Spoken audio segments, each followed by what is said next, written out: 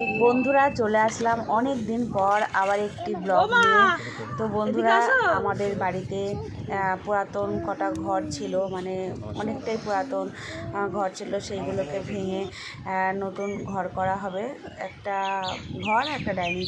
তো সেই কারণে ভিত পূজা করা হচ্ছে, একটু বাস্তু পূজাও করা হচ্ছে, তারই আয়োজন চলছে। এখানে ঠাকুরমশাই এসেছেন, তিনি সমস্তটা গুছিয়ে নিয়ে পুজোয় বসে পড়েছেন। তো বন্ধুরা আপনাদের সাথে শেয়ার করছি, যে আপনারা দেখতে থাকুন।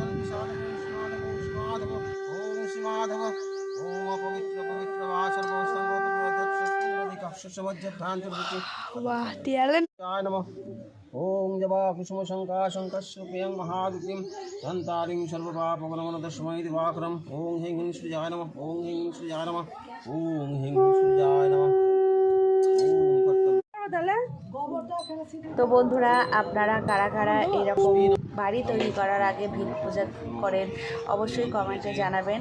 তো আমরাও করে নিলাম, যাতে আমরা বাস্তু দেবতার কৃপায় আগামী দিনগুলো খুব ভালোভাবে এই বাড়িতে কাটাতে পারি, তারই জন্য পুজো দিলাম।